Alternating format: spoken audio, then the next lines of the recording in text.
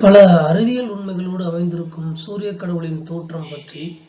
சூரிய கடவுளின் தேரை இழுக்கும் குதிரைகள் எண்ணிக்கையில் 7 கதிர்கள் மற்றும் தேர் ஒற்றை சக்கரத்தில் நகர்கிறது.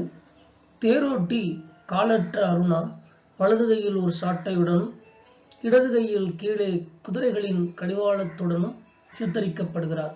சூரிய கடவுளின் 2 கைகளிலும் தாமரைகளை கொண்டிருக்க வேண்டும். உயரமான காம்புகள் உடன் தாமரை இருக்க வேண்டும். மார்பு கவசத்தால் மூடப்பட்டிருக்க வேண்டும்.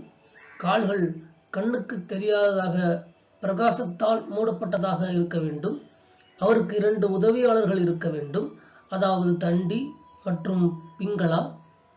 இதில் மக்களின் நலன் நல்ல கெட்ட செயல்களை பதிவு செய்யும் பிங்களா, தளபதியான தண்டி, எழுதக்கூடிய நிலையில் பிரம்மா அவரது ஒரு பக்கத்தில், சூரியனின் மகன்கள் மற்றும் கிரகங்கள் சூரியனை சுற்றி காட்டப்பட வேண்டும். சூரிய கடவுள் புன்னகை முகத்தை கொண்டு இருக்க வேண்டும். மேலும் அவரது தலையை சுற்றி ஒரு ஒளிவட்டம் இருக்க வேண்டும்.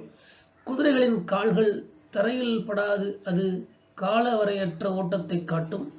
பிரஜாபதி அல்லது உயிரினங்களை படைத்த தேவன் அவரை வணங்க ஆற்றலும் ஆரோக்கியமும் பரஞானமும் சித்திக்கும். விஸ்வகர்ம சிற்பம்.